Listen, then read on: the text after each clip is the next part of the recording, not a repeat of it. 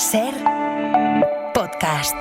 La gente que trabaja en el cine o en el teatro o que hace series de televisión y la otra gente, los que vemos cine, teatro o series de televisión, creo que existe un acuerdo así bastante general, como un consenso, en que de las peores cosas que le pueden ocurrir a una obra y a un actor o una actriz es que sobreactúe.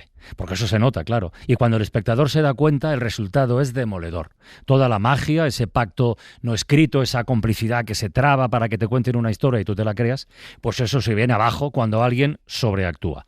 Y yo no sé si eso es aplicable a la vida real, no lo sé, no tengo ni idea.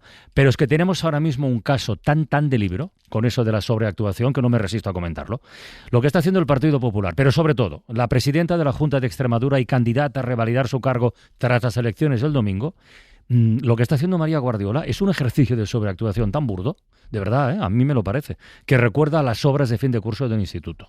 O sea, haberse emperrado, es que sigue emperrada, en que el robo de 200 y pico papeletas en una sede de correos, cuando es tan evidente, pero tanto, vamos, no lo digo yo, lo dice la Guardia Civil, que los ladrones buscaban los 14.000 euros que había en la caja fuerte, y por eso se la llevaron, y por eso han aparecido las papeletas, pero no el dinero. Bueno, insistir, insinuar eso, que es una mano negra o roja, que intenta un pucherazo el domingo, bueno, a mí, en fin, me parece tan ridículo, pero es mi opinión, solo quería simplemente compartirla. Por cierto, es que esto enlaza con lo que viene a continuación.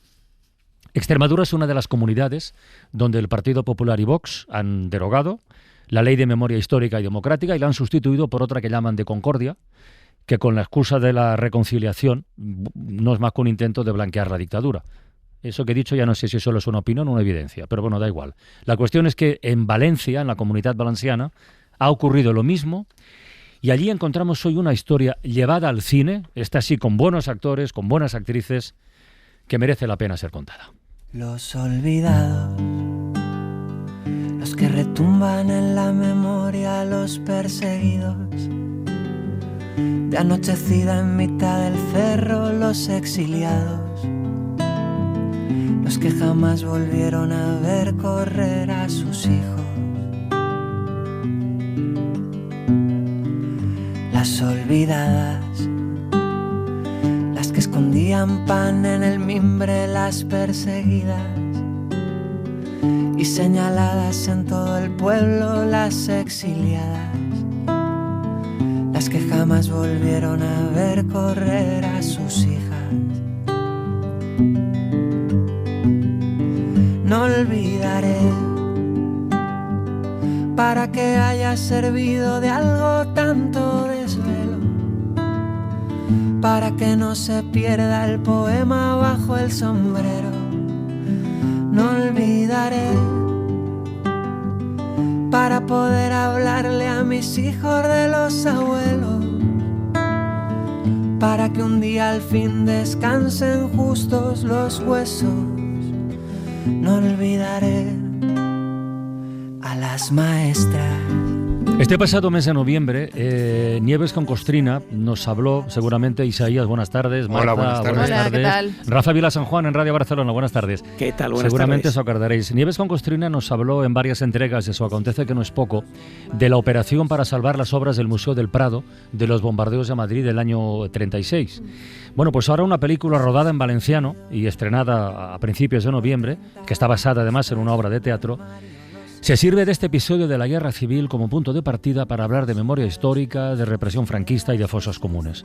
La película se titula La invasión de los bárbaros, y contiene todo un manual sobre las miserias y la maldad que puede acumular el ser humano. Vamos a escuchar concretamente una discusión entre el alcalde de un pueblo de Valencia y la familiar de una víctima del franquismo que quiere que se abra una fosa. Aurora, se lo ruego, no puede abandonar ese deseo personal por el bien de todo un pueblo. No, mi familia ya ha sacrificado bastante. Lo siento, mi padre tiene derecho a enterrar a su madre con dignidad. Una cosa son los derechos y otra cosa es la posibilidad de ejercerlos. ¿Se niega a cumplir la ley? No, me niego a montar un circo en mi pueblo. ¿Hacer justicia es montar un circo? El informe es desfavorable, ya se lo he dicho. No fue bastante destrozar vidas enteras, no. Ahora hay que continuar torturando a sus descendientes, hacerles sentir dolor. Vergüenza, humillación. Por eso os envolvéis en la bandera y pensáis que el poder os pertenece por concesión divina. Tendría que daros vergüenza llamaros demócratas. Ya está bien, señora, ya está bien. Deténgase o la denunciaré por acoso a un cargo público. Hágalo. Yo haré lo que sea para que esta conversación salga en los medios. A sus vecinos les resultará muy interesante saber cómo es de verdad su alcalde. Se lo advierto. Si me calumnia, tomaré medidas legales. Y le juro como que me llamo Jesús Montagut que no volverá a trabajar en ningún medio valenciano. Y yo le aseguro que desenterraré el cuerpo de mi abuela, aunque tenga que hacerlo con mis propias manos. Dejad a los muertos en paz, coño, que perdisteis la guerra. Asumidlo ya, de una vez. En los estudios de Radio Valencia, Vicent Monsonís, director, guionista y productor de La Invasió dels Bàrbars. Vicent, buenas tardes, bona vesprada. Hola, buena vesprada. Muchísimas gracias por tenerme aquí. Es un privilegio. No, el privilegio es nuestro y lo primero que quiero contar es que esta película de la que vamos a hablar con detalle no está teniendo precisamente, digamos, muchas facilidades para su distribución. Creo que es una historia que va en paralelo al propio valor de la película y que también debemos contar, Vicent. Bueno, es cierto que no tiene facilidades para la distribución, eso desde que era un proyecto, porque ya en la fase de proyecto intentamos encontrar distribuidoras que nos acompañaran. Después, una vez acabada, hemos tenido el mismo problema, pero hemos puesto en marcha una autodistribución, porque ya tenemos experiencia con eso, y la verdad es que la respuesta del público es abrumadora. Bueno, lleva, si no me equivoco, 7 semanas. 7 semanas. En cartelera en Valencia. Se ha proyectado también en cines de Cataluña y no sé si está en marcha o en previsión algún tipo de campaña o de operación para saltar a otros cines, no sé, de Madrid o de otras partes de España, de donde sea. Bueno, nosotros cuando nos planteamos la distribución de la película entendimos que el mercado, ¿no?, la industria está creada para un determinado tipo de cine en el cual no encajamos, ¿no? De hecho, nuestra película pues es muy independiente, es una película periférica, está rodada en valenciano, trata un tema que a las distribuidoras no les apetecía, nos llegaron a decir que eso no iba a interesar al público. ¿Pero qué quiere decir que no les apetecía? ¿El tema? Sí, hay muchas distribuidoras nos han rechazado la película porque decían que la memoria histórica o otra película sobre la guerra civil, otra película, o sea, como que la gente está aburrida de eso, quiere oír otras cosas o quiere ver otro tipo de películas. Algunas nos decían más sutilmente que no estaba en su línea editorial, en la línea de lo que ellos distribuyen, pero la cuestión es que la temática de la película ha sido un elemento determinante para que no la cogieran, ¿no?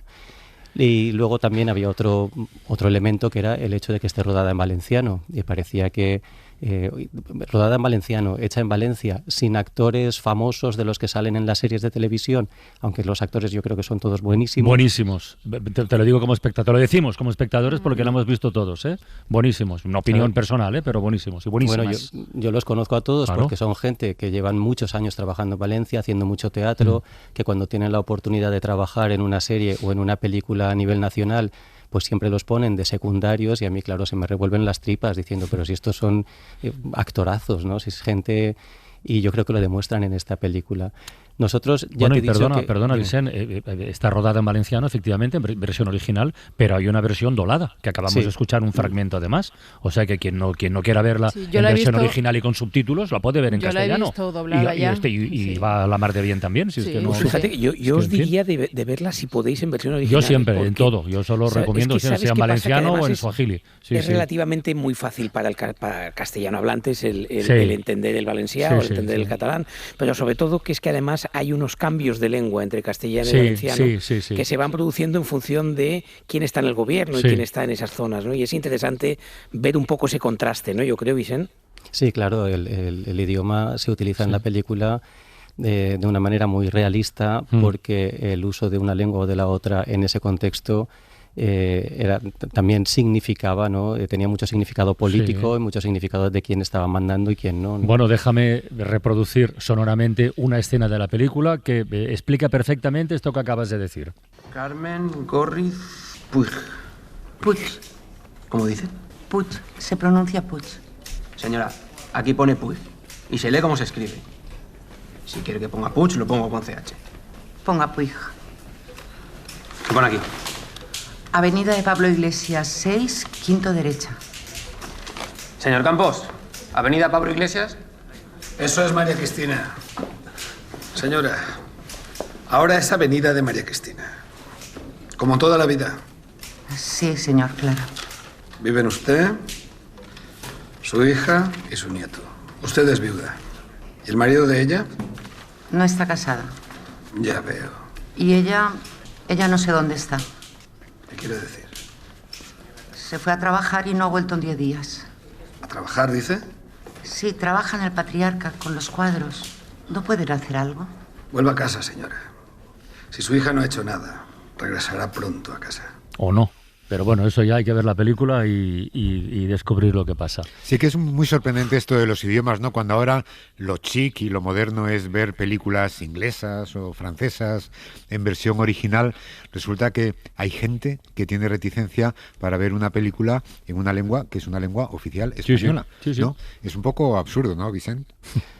Sí, bueno, a mí desde luego me parece marciano porque yo estoy acostumbradísimo a utilizar las dos lenguas, ¿no? Y hablar en valenciano, que es mi lengua materna. Y yo creo que en la película lo que nosotros intentamos hacer es mostrar que no solamente la lengua, la película es todo un catálogo de elementos que se utilizaban para la represión, ¿no? Y la lengua es uno más. El hecho de imponer una lengua, de hecho también se cuenta en la película, y esto es una memoria personal mía que me contaba mi abuela cuando yo era pequeño, aquí en Valencia. Ella presenció como a un hombre le pegaban una paliza por hablar valenciano. Un pobre señor mayor que venía de un pueblo y que no sabía hablar castellano, porque Valencia en aquella época era una ciudad valenciano hablante. Yo lo vi en Lekeitio con 11 años. La primera vez que viajé al pueblo de mi abuela, no lo vi, me lo contaron. El día antes al cura le dieron 2 hostias a la Guardia Civil por haber hablado en euskera. O sea, pues que no era un episodio aislado, era una práctica habitual. En fin, claro, entonces esa imposición... Eran otros tiempos, digamos, ¿no? Sí, pero esa imposición lingüística formaba parte de la represión. Claro. Y por eso me río. Oye, la película está dedicada... Por cierto, la invasión de las barbas existió el cuadro. Estamos hablando de un cuadro real, ¿no? Sí, el cuadro existió. Lo del cuadro es un hallazgo fantástico de Chema Cardeña, que es el autor de la obra teatral original. Y es un cuadro de un pintor español, Ulpiano Checa, que era un pintor que fue muy importante, sobre todo en Francia y en Suiza, a finales del 19, principios del 20. Tenía obra en el Museo del Prado y entre ellos estaba este cuadro, La invasión de los bárbaros, que tal y como explicamos en la película, se perdió, desapareció en la guerra, ¿no? Durante la guerra, supuestamente en un incendio en la Universidad de Valladolid. A mí, claro, aparte de que la historia nos sirve para poner el punto de partida para la película, me parece fantástico el hallazgo del título, ¿no? Porque el título es una metáfora perfecta. Total. Y el cuadro es una maravilla. Por cierto, un cuadro, alguien pensará, alguien que está escuchando la radio, pero es que ocurre también en la peli, en la historia, alguien pensará, hay que pelearse tanto, hay que arriesgarse tanto por un cuadro. Si se ha encaprichado un coronel franquista, pues se lo das y ya está. No, las cosas no son tan claras. No te entiendo. Solo es un cuadro. Pertenece al pueblo. Tiene que estar en un museo, no en la casa de un coronel. ¿Y a ti qué más te da eso? Es patrimonio de todos. Si nos lo roban impunemente, nos lo podrán quitar todo. No sé, ahora es solamente un cuadro, pero después puede que sea el arte, la cultura, la memoria y nuestra libertad. Tiene que mostrarse en público. ¿De verdad crees que la gente se molestará en ir a un museo? La guerra ha durado 3 malditos años. La gente solo quiere comer y dormir tranquila. El arte y la cultura no interesan a nadie, pero ¿no lo ves? No lo veo. No lo quiero ver. Si la cultura no le interesa a nadie, ¿cuál ha sido el sentido de mi vida? ¿O de la tuya? Tú eres maestra, Margarita. Una alfabetizadora. ¿A cuánta gente has enseñado a leer y a escribir? ¿A cuánta? ¿No ves que sacándolos de la ignorancia les has salvado la vida? Este diálogo, como tantos otros, es un momento maravilloso de la película. E insisto en lo que decía Vicent, en la altura, y me da un poco de vergüenza decirlo porque somos un poco papanatas, pero es que la altura y la calidad de los actores y las actrices, que a lo mejor no los conocemos y por eso decimos, ya lo siento, pero es que son buenísimos. Sí, bueno, los actores son bestiales, desde Olga Lamán, que es la protagonista, Jordi Cadellans, que hace de Tinent, Jordi Ballester, Rosa López, que son los papeles ¿Quién es el alcalde, Vicent? El alcalde es Jordi Ballester. Joder, pues, para darle un guantazo, un guantazo de felicitación, pero... Es decir, que es totalmente lo contrario de lo que aparece en la película. Bueno, entonces es un gran actor. Vicent, hay una pregunta que se nos ha quedado medio a hacer porque se nos ha colado el cuadro en medio. Rosita Andreu, a la que está dedicada la película. ¿Quién es esta mujer? Rosita Andreu es mi madre. Y de hecho este diálogo que acabáis de mostrar, de poner en antena, también está inspirado en mi madre, porque mi madre fue maestra, ahora está jubilada, ya es una señora muy mayor. Ella nació en el 37, nació además en medio de un bombardeo, del primer bombardeo de la ciudad de Valencia. Y ella pues es de estas personas que tuvo que crecer y vivir toda la vida bajo el franquismo, en un régimen de terror, de silencio, de opresión, ¿no? De represión. Y aún así salió adelante, enviudó muy joven, nos sacó a todos adelante, trabajando como maestra. Por eso en este diálogo yo reproduzco una conversación real que he tenido yo con mi madre, que es que una vez le pregunté a cuánta gente había enseñado ella a leer y escribir, y contamos que eran más de 1000 personas, ¿no? Es que ahí hay un par de generaciones o tres de mujeres que no solamente han sido destinadas al que era su lugar, según la consideración de la dictadura franquista, sino que algunas de ellas, ya no tu madre, pero sí tu abuela, vivió el sueño de la República, ¿no? Un sueño muy efímero, en donde por fin las mujeres en España por primera vez consiguieron un ámbito de igualdad respecto a los hombres, y todo aquello quedó dinamitado y congelado durante 40 años. Bueno, en la película yo le cambio el apellido respecto de la obra de teatro Esperanza, para llamarla Esperanza Andreu, en honor a mi madre, pero a la madre la llamó Carmen Gorriz, que era el nombre de mi abuela. Y en línea con lo que estás comentando, mi abuela siempre decía, sabes que todos tenemos un momento de inflexión en nuestra vida, y contamos antes de y después de, ¿no? Sí. Mi abuela siempre hablaba de antes de la República y después de la República, porque para ella siempre repetía que el día más feliz de su vida había sido el día de la proclamación de la República, precisamente porque fue el cumplimiento de ese sueño de libertad, de igualdad de las mujeres con los hombres, el poder votar. Para ella eso era algo grandísimo. Y luego llegó el franquismo y acabó con todas sus ilusiones. Vicente, no sé... Voy contigo, Rafa, después. Sí, Dale, Marta. Ha sido muy difícil llevar a cabo esta película. Ha habido incluso una campaña de micromecenazgo de por medio, que no sé si a lo mejor estáis pensando en otra para que la distribución sea a nivel nacional. Ahora nos lo cuentas. Pero quería saber qué feedback estás teniendo de espectadores que sean víctimas o familiares de víctimas del franquismo. Gente que todavía está esperando a que se abra una fosa común en alguna parte de España. Bueno, tengo que deciros, yo estoy presentando la película delante de público muy a menudo, cada vez que estrenamos en un cine nuevo, haciendo muchos pases también para estudiantes.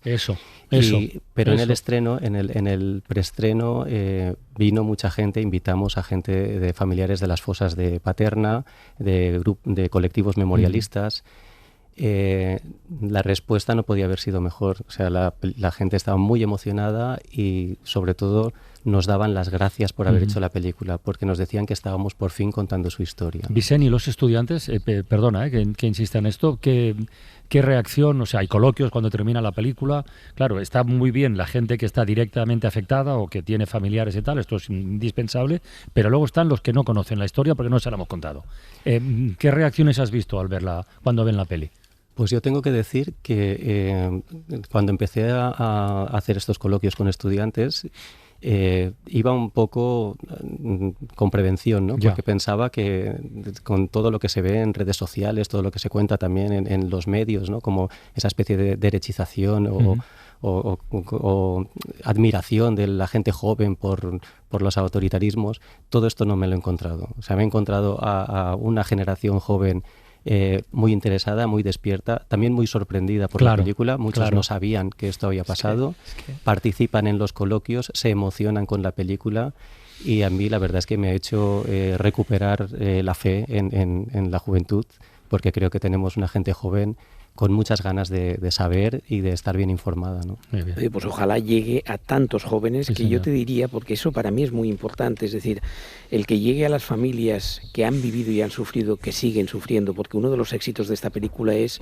que vas yendo a la guerra pero vas volviendo hasta ahora, vas volviendo al final de la guerra en Valencia pero vuelves a hoy, y en eso nos trae, nos desgarra y nos hace un daño en el estómago tremendo, porque vienes a decir todo esto no está solucionado. Es decir, aquí en España no ha habido ley o comisión de la verdad o reconciliación. Aquí ha habido borrón y cuenta nueva. Ha habido una amnistía, pero eso no quita que se tenga que conocer todavía una verdad, ¿no? Pero yo lo que te iba a decir es, lo que tendría que dolernos es que en esa distribución no vaya a ir a cines. He visto en las cartelas que sí está, por lo menos financiada en parte, la producción por Televisión Española, por Televisión de Cataluña y por la Televisión Valenciana, yo supongo que tendrá una amplia posibilidad de proyección a partir de las plataformas de la televisión, porque lo que interesa aquí, desde mi punto de vista, no es llegar a los pobres que todavía están viviendo esos 100.000 casos que nos han desenterrado, sino llegar a todos los que ni siquiera lo conocen. Claro.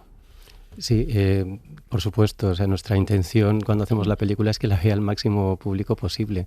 Pero ya os comentaba que hemos tenido dificultades, no solo por la temática, sino también muchas veces pues por nuestra procedencia, ¿no? Porque la película sea valenciana, porque sea en valenciano, porque somos una productora pequeña, desconocida, no vamos de la mano de una gran distribuidora o de una gran productora. Pero eso lo que nos ha hecho ha sido reflexionar sobre el sistema de distribución que nos vendría bien a nosotros. Obviamente el mercado o la industria está creada para un determinado tipo de cine y un determinado tipo de empresas entre las que nosotros no encajamos. Así que hemos inventado o hemos planificado un sistema distinto y nosotros no tenemos prisa en la exhibición de la película, sino que vamos poco a poco y vamos aumentando cada vez más salas. De hecho, hay muchas salas que nos rechazaron la película inicialmente. Y que ahora la piden. Y ahora la están pidiendo. Claro, sí. Y eso irá creciendo. Ya verás cómo es una bola que se irá haciendo grande. Seguro, segurísimo. Eso esperamos. Vicent Monsonís, director, guionista y productor de La Invasió dels Bàrbars, La Invasión de los Bárbaros. Oye, muchísimas gracias por asomarte a la ventana, muchas gracias y toda la suerte del mundo, de verdad. Muchas gracias a vosotros porque yo soy un oyente habitual de vuestro espacio y para mí estar aquí, además de una cosa rarísima, es un privilegio absoluto. Muchísimas gracias. Adeu, Vicent.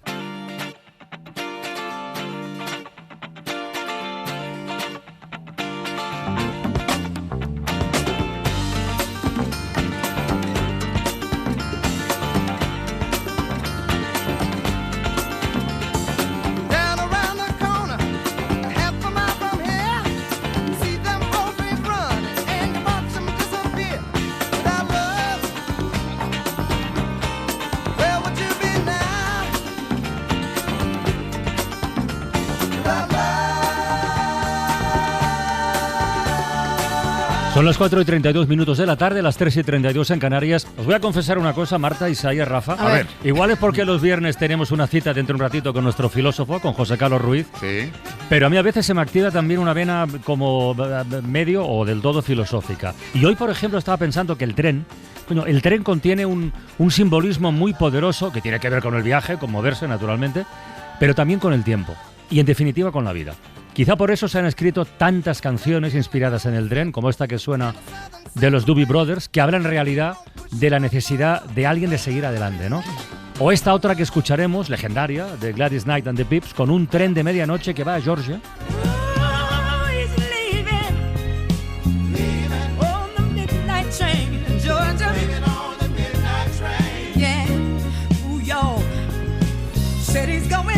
Además, esto del tren de medianoche debe tener algo especial porque otros, por ejemplo, los catalanes de Sau, lo elevan a categoría universal cuando dicen mucha gente se siente sola, cada día, en alguna parte, alguien sube al tren de medianoche, al tren de mitjanit. Molta gent que es troba sola, cada dia en algun lloc puja el tren de mitjanit. Luego podría estar también, yo que sé, Luz Casal, en modo aventurera.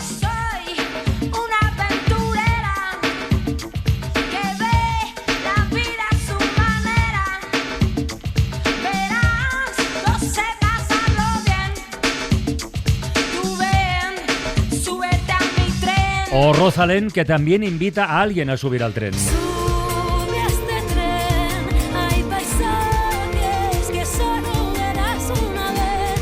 Sube a este tren, que es probable que no vuelva a pasar. Sube a este tren, hay paisajes que solo verás una vez. Sube a este tren, que es probable que no vuelva a pasar. Bueno, pues ya cogeremos otro. Pero bueno, el tren está claro que es un elemento muy importante de nuestro paisaje cotidiano, muy potente, que cambió la historia en su momento. Y hablando de historia, ¿qué tal si repasamos la nuestra a través de los anuncios de tren? Vamos a recordar, sí. Lo porque... intentamos. Venga, empezamos. Arriba, papá, que vas de viaje. qué papá más trabajador tenemos. ¿Qué haríamos sin él? Ya está mamá con el rollo de siempre, que tengas cuidado, que... Atención, que viene a darnos el beso de dormidos. Uno a Juanito y Llorón. Papá, ven en tren. Otro a Mari la Sabionda. Papá, ven en tren. Y el último a mí. Papá, ven en tren. Esto es de los años 70, el papá ven en tren, que convivía con el papá no corras, que ponían no en los papá. coches, ¿no? Sí, Exacto. Bueno, más tarde, a comienzos de los 80, en el 82, el año del Mundial de España, se nos pegó una canción que es un auténtico exitazo, vamos. Suban a este tren, vamos a viajar, que viajando en tren se ahorra mucho más. En días azules da gusto viajar, porque muchas cosas cuestan la mitad. Cucucú, chucu, chucu, chu, saque sus billetes en un día azul. Cucucú, chucu, chucu, chu, saque sus billetes en un día azul. Se le hacen descuentos al señor mayor, a los estudiantes y hasta al profesor. en un día azul y con cheque tren, cuestan mucho menos los viajes en tren. Esto es un temazo, ¿eh? Pero vamos, Sí. pero un exitazo en toda regla, ¿eh? Eso en el año 82. 4 años después hubo otra versión, un castizo así echado para adelante, chuleta. Lo que yo te diga, me pongo en primera 160, saco un promedio de 110 y tira millas. Menos Lobo. Lobo, Madrid-Zaragoza en 3 horas. Anda ya en el coche ese que sale en la tele, el coche del tren, como un señor. Un ejemplo, Madrid-Zaragoza, 3 horas 6 minutos, desde 2.405 pesetas. Renfe, mejora tu tren de vida. Tren de vida. Bueno, en los 90 la cosa va evolucionando, los mensajes, los códigos, todo. ¿Qué pinta o cómo puede convivir el tren con una saeta? Este es maravilloso. Hay que explicarlo. Sí. Con este ring, una caravana de coches, de noche, faros, avanzando a paso de tortuga, cabreo ahí, venga, tira para allá, frenazos. Y de repente, cuando está todo el mundo parado, ahí acordándose de, en fin, por un puente que pasa por encima de la carretera. Momentito. Ahí está. Un tren a todo trapo y te quedas con una cara que pa' qué, ¿no? Qué putada. Bueno, luego llega el año de los Juegos Olímpicos de Barcelona, de la Expo de Sevilla y tal, y se da la bienvenida a la alta velocidad en España. AVE.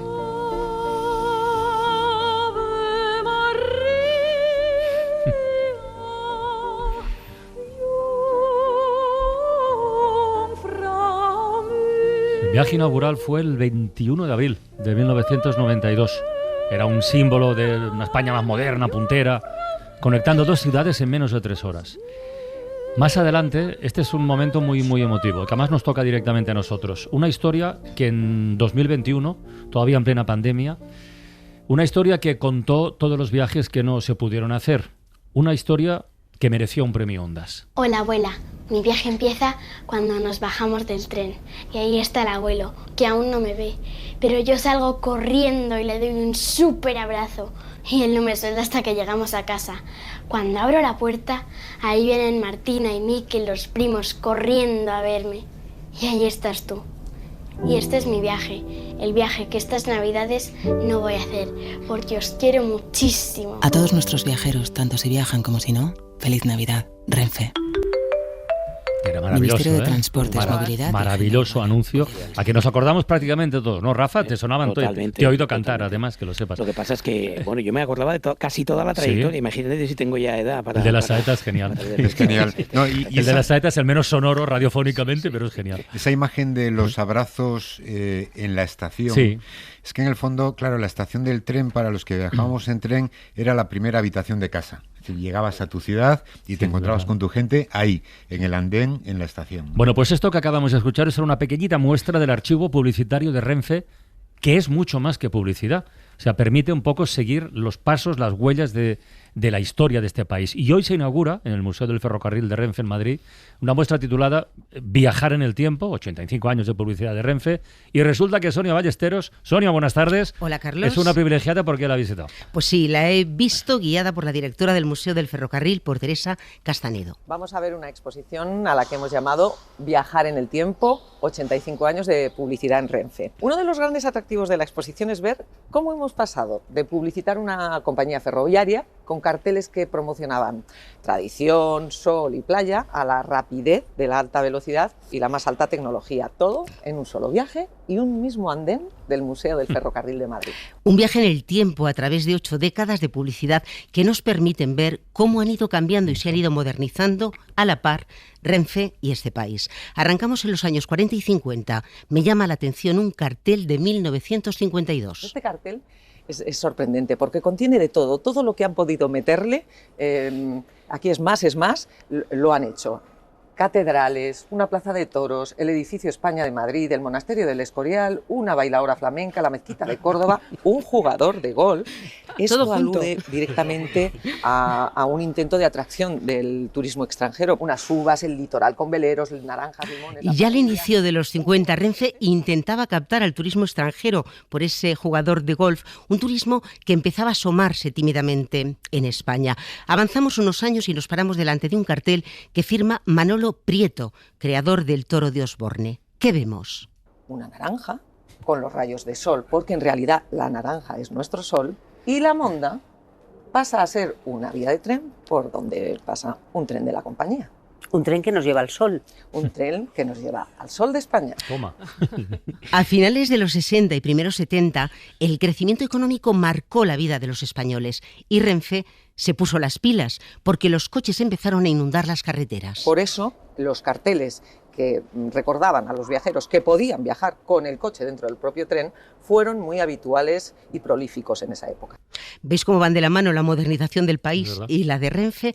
Pues luego llegó la democracia y en la publicidad se pasó del orden a la experimentación, de la propaganda institucional a la comunicación emocional. Y Renfe empieza a pensar en cómo enganchar a la gente, sobre todo con descuentos. Con descuentos, sí, de aquella época es, para los que ya tienen una cierta edad, la famosa campaña de los días azules, que tiene un jingle, una cancioncita de la publicidad, que yo podría cantar perfectamente. Puedes hacerlo, puedes hacerlo. Coja sus billetes en un día azul. Si va en coche cama, lleve su mujer, por poco dinero quedará muy bien. En un día azul y con cheque tren, cuestan mucho menos los viajes. Esto de coja a su mujer también es fruto de una época, ¿no? Eso sí. Pero bueno, sí, no, está muy bien. Por eso está seleccionado ese fragmento. Un exitazo. Bueno, a finales de los 80, Renfe quiso vincular su marca con la cultura.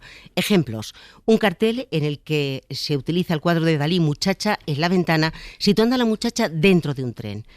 Pero a mí el que me sorprende es uno en blanco y negro con la frase "por fin, coño". ¿No? Y claro, pregunto, ¿y esto? Esta es la felicitación de Renfe a Camilo José Cela cuando recibió el premio Nobel. Se dice que Camilo José Cela dijo, por fin, coño. Y todo el mundo se hizo eco de esa frase que Renfe tomó para felicitarle a su vez con un cartel publicitario. ¿Ves cómo los tacos a veces colocados en un contexto? Claro, es que luego hay todo el día ahí machacándome. Sigue, perdona. Eso fue una apuesta arriesgada, pero que fue todo un éxito. Y avanzamos por el andén para llegar al momento en el que nos subimos en el AVE. Renfe apuesta por la velocidad, el confort y la puntualidad. Les comunicamos que el tren llegará a su destino con 6 minutos de retraso.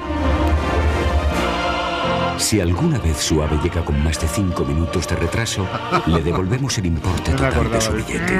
Aunque dudamos mucho que se vaya a llevar esta alegría. ¿Y cómo cambian los tiempos? ¿Cómo cambian los tiempos? Bueno, ya en el año 2000, en el nuevo milenio, los hábitos de consumo se reflejan en la publicidad de la compañía y así que nos vamos a parar en un cartel que es de color verde. A ver. Es un cartel muy creativo porque anuncia el nuevo servicio de venta de billetes por Internet, dibujando las vías con las 3 W que indican que estamos en Internet. Y llegamos al final del andén y de este recorrido. Sube a la tecnología, a la seguridad, a las palabras. En esta última época más reciente, que para Renfe supone además, esto es muy importante, la llegada de la competencia, de nuevos competidores, la publicidad pasa de las grandes campañas al complicado ecosistema digital. Vamos al futuro. ¿Subes? Nacho Padilla, buenas tardes. Muy buenas. Nacho Padilla es responsable de marca y publicidad de Renfe y te veía poniendo caras a medida que van sonando los anuncios y las explicaciones de... Bueno, está muy bien, ¿eh? Oye, es muy exagerado decir que el archivo publicitario de Renfe, en este caso concreto, es una especie de de memoria, de álbum de memoria de este país? Bueno, yo creo que no, porque siendo una marca que ha estado tan imbricada con la vida de la gente, lo que hablábamos antes, ¿no? Que el tren es casi un animal mitológico y una metáfora. Sí, sí. Y son 85 años, que pocas marcas pueden expresar durante tanto tiempo lo que son 85 años. Verlos ahí uno detrás de otro, te das dando cuenta de cómo ha evolucionado Renfe, y es un retrato en paralelo del país. Ahora cuando estábamos hablando de cómo se hablaba de papá, no sé qué, sí, y sí, mamá, sí, sí. siempre eso es un retrato de las épocas. Y el papá que salía a trabajar, claro, por favor, tenía que viajar. Faltaría más. Sí, sí. ¿Tú tienes alguna preferencia de todos los carteles que están en la exposición? Mira que hemos repasado. A mí el de Manolo Prieto me gusta mucho. Sí, es de una época de la cartelería que a mí me encanta. La naranja. Sí. La naranja. Una naranja. Además, si lo cuentas es rarísimo, porque es una naranja que la monda es una vía que dices, ¿cómo? Bueno, pues está muy bien solucionado y muy, muy bonito. ¿Y cómo ha cambiado? Eso es muy interesante. Fíjate, aquí tenemos a un experto en las palabras, que es Isaías, en el lenguaje. ¿Cómo ha cambiado el lenguaje, no? Se ha pasado de hablar de servicios y de horarios y tal, a transmitir emociones, sensaciones, ¿no? Ahí yo creo que también hablamos de la historia de España y del mundo, ¿no? En que antes los coches se vendían por mecánica y ahora es una especie de sueño. ¿Te gusta conducir? Te gusta, tal. Yo creo que el tren igual, era como, llegas a tal hora, no sé qué, ahora es como, déjate llevar por esas sensaciones. Todo yo creo que por pura pirámide de Maslow, la gente ya empieza a comprar las cosas por pura emocionalidad. Esta historia publicitaria y de propaganda que acabamos de repasar, tú que eres experto en eso, ¿qué enseñanzas reporta para la comunicación actual? ¿Qué se puede sacar de ahí? ¿Qué se puede aplicar? Bueno, esto es un tema que al ver todo esto te das cuenta, y justo lo que hablabais, ¿no? Que todavía puedes recordar la canción del tren y tal. Eran épocas en que los anuncios duraban en la memoria durante años, y en la memoria colectiva, porque todo el mundo veía lo mismo. Ahora, con la segmentación de los públicos, la velocidad a la que va todo, las campañas duran 48 horas y la has visto de manera tan segmentada que la que yo pueda haber visto, el vecino de al lado no la ha visto, ¿no? Entonces, ese tipo de memoria colectiva que suponía la publicidad ahora ya es mucho más complicado de hacer. Ahora, antes era como te agarraba de la cara la publicidad, y ahora te mata pellizcos, como digo, ¿no? Porque... Yo me pregunto si realmente todo esto, porque hemos seguido la historia y es impecable, ¿no? La historia que cuando la revisas de Renfe, de cómo ha ido año tras año haciendo nuevas campañas y todo eso, al final Renfe no deja de ser un producto de gran consumo. Es decir, yo creo que podemos encontrar a alguien que no haya bebido Coca-Cola, pero que no haya subido en un tren de Renfe, y yo creo que aquí en España no lo vamos a encontrar. Luego, ¿qué buscáis con estas campañas? Más el generar un concepto de que estás en confianza cuando subes en Renfe, o más de conseguir más clientes, porque aquí hay un poquito de lo que decíamos antes, ¿no? De emociones. Siéntete bien si subes al tren. A ver, también es verdad que Renfe hasta el año 2020, hace 4 o 5 años, era un monopolio. La comunicación que debía hacer pues no tenía depredadores, digamos, no era una campaña comercial tal, aunque había objetivos, evidentemente. Ahora es verdad que todo el ecosistema ferroviario ha cambiado y la comunicación se tiene que adaptar a esos tiempos. También Renfe ha tenido como dos caras, la parte comercial y la parte de obligación de servicio público. Claro. Una financia a la otra. Hay que seguir vendiendo billetes para poder pagar los trenes que son deficitarios. Yo me acuerdo de nombres de tren de pequeño, por ejemplo el Rápido, que no era muy rápido tampoco, y dices, joder, ¿cómo serían los anteriores para que este se llame rápido? Había otro que llamaba el Expreso. El Expreso, por supuesto, el Correo, y el Correo es que literalmente era así, es decir, yo en ese tren Correo pues he ido a cenar a casa un 31 de diciembre y he venido aquí para ir a la Puerta del Sol a las 8 de la mañana a Palencia, y entonces he tardado 7 horas en hacer, porque efectivamente el Correo iba llevando las sacas de sobres y de cartas por cada una de las estaciones, ¿no? Y después había uno muy divertido que era el Chispa, porque efectivamente en la conexión con los, no sé cómo se llama, con el tendido eléctrico, ¿no? Iba soltando chispas cuando aquí, iba... Esto que hablábamos antes de los ferrobiólogos, ¿no? ¿Qué son los ferrobiólogos? Los ferrobiólogos, si los llaman algunos, a la gente, hay gente que sabe de trenes de una manera que te quedas pasmado, o sea, es que saben el modelo del año 54, el que salió en febrero, es una cosa impresionante. Y la gente que trabaja mucho en estos temas, en esa época los trenes se llamaban el Platanito, el Pingüino, el Electrotren, o sea, cada uno tenía un nombre por cómo era la librea, tal. el cocodrilo, o sea, era cocodrilo. Y ahora mismo vemos trenes que, claro, nos parecen antiguos en la comparación, pero yo creo que el tren en casi toda su historia ha sido signo de modernidad. Ha sido signo de modernidad. Nosotros cuando estuvimos viendo el Museo del Ferrocarril... Sí, claro, bueno, hace exactamente hoy un año. Claro, entrabas que estuve haciendo un programa ahí. En un talgo y te parecía aquello un poco viejuno y sin embargo en aquella época... Tren articulado ligero con el talgo era una maravilla, ¿no? Soñábamos con poder pagar un billete de talgo. Claro. Como experto, ¿canciones, eslóganes o qué? ¿Qué es lo que tiene más fuerza? Yo, al final, imágenes. Lo que importa es la pregnancia, ¿no? Que llaman, o sea, la capacidad que tenga la campaña de quedarse pegada a ti. Las canciones han sido históricamente, pues, es que me ha hecho mucha gracia durante ese tiempo porque todo el mundo cuando oía el chucuchú, de repente que tiene una especie de Magdalena de Proust ahí, ¿no? Que lo oyes y... Entonces, bueno, yo creo que ahí es lo que mejor funciona en cada momento. Siempre lo que hablamos es que los publicitarios no se casan con ninguna cosa, sino la que funcione. Y hay algunas campañas que perviven, porque el de la saeta, por ejemplo, el anuncio de la saeta, ya lo puedes poner en cualquier año, siempre te está contando lo mismo. Es como el calvo de la lotería. Es una actualidad igual. Justo, hablábamos de que esa es como la época dorada de la publicidad, incluso de la publicidad de la administración pública, ¿no? Estaba el Pipín, el perro de Televisión Española, ¿te acuerdas que era el niño?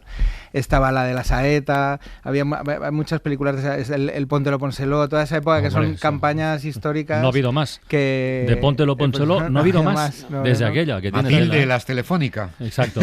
Oye, Nacho, Rafa, ¿querías decir algo? Perdona, que te he oído por ahí. Lo que quería decir es que curiosamente recordamos mucho mejor aquellos que fueron de los 70 y los 80 que los que han sido hace un año, hace 2 años, ¿no? Pues quizás por lo que decía decías, Nacho, de que ahora la publicidad es más efímera, digámoslo así. Sí, muy Yo quería preguntarte una cosa. Cuando hemos puesto el anuncio de y si llega tarde el tren, le devolveremos su dinero, nos hemos reído todos por razones obvias, porque esto ya no existe. Y Renfe, digamos que ahora mismo no tiene su mejor momento reputacional, de imagen, por esto de los horarios, los retrasos y muchos problemas que ha habido. Por cierto, luego contaré yo una historia que me pasó el otro día que va en dirección contraria. ¿Cómo se diseña una campaña cuando las cosas se ponen así un poco torcidas? Bueno, está la típica comunicación reputacional que responde más a relaciones públicas y tal, pero yo creo que en el sentido publicitario puro del término, mejor no meterse en jardines y seguir en la línea habitual. Porque... Yo quiero contar una cosa que no es que estuviera preparado, pero es que me pasó. ¿Os acordáis que estuvimos en La Laguna el domingo? Yo me quedé y volví el domingo. Y tenía que llegar aquí, coger un tren porque tenía programa el lunes en Barcelona. Bien, a las 9 de la mañana me llega un mensaje al teléfono, Renfe. Su tren a Barcelona-Sants de tal hora lleva un retraso considerable porque ha pasado algo en Alcolea, Córdoba, en un nudo ferroviario, no sé qué. Cuidado. Bueno, aviso. Llego al aeropuerto, llamo por teléfono a Renfe, me atiende una operadora, me dice, bueno, parece que lo están resolviendo, el retraso ahora es de 40 minutos. Bueno, volamos. Llegamos a Barajas, cuando salgo de la terminal, mensaje. El tren lleva un retraso de 63 minutos. Hostia, ¿qué hago? ¿Cambio el billete? ¿No cambio? Me voy un cuarto de hora antes a la estación Atocha del horario que salía originariamente el tren, entro en la sala club a tomarme unas patatas, no me dio tiempo. Un aviso, su tren sale en la hora programada. Y una vez ya adentro, a los 10 minutos, una voz que en un tono así reivindicativo dice: el tren que tenían que coger sigue circulando con 63 minutos, pero gracias al trabajo de los, en fin, compañía y tal, de la gente que está en esto, hemos buscado otro tren y con este van a Barcelona. Y llegamos a la hora. Y creo que de la misma forma que cuando no te avisan, no tienes problemas o hay retrasos, hay que decirlo, cuando pasa algo así, que a mí no me había ocurrido nunca, en positivo digo, coño, pues hay que contarlo también. Sí, bueno, ahora nos estamos dejando la piel con este tema de comunicar, claro, que la comunicación sea estructurada. Yo no había recibido nunca mensajes de estos, Y hace un montón de años que viajo en tren y que utilizo el AVE y he tenido todo tipo de incidencias como mucha gente. Sí, pero esta secuencia del otro día para mí es nueva. ¿Tenéis alguna vía de comunicación? Los vagones tampoco es tan frecuente, digámoslo así, ¿no? Que es una comunicación interna, no sé, yo viajo muchísimo en el AVE Madrid-Barcelona y bueno, se agradecería, ¿no? Que nos dijeran, pues mira, la incidencia es esto y esto. Sí, sí. Sí, a mí también me lo parece. Claro. Estamos trabajando en ello, como dice. Esto es una historia para hacer un anuncio, hasta que he contado, ¿eh? Así, bueno, una cosa que me fascina de Renfe es el trabajo que hay detrás de este tipo de solucionar entuertos, de que un tren no está, que mueva un tren de no sé dónde, coge un maquinista. O sea, al final son resolver puzzles muy complejos en minutos. Muy bien. Nacho Padilla, responsable de marca y publicidad de Renfe. Muchísimas gracias por asomarte este ratito a la ventana. Lo hemos pasado muy bien. Igual, muchísimas Ánimo, gracias. chao. Para no perderte ningún episodio, síguenos en la aplicación o la web de la SER, Podium Podcast o tu plataforma de audio favorita.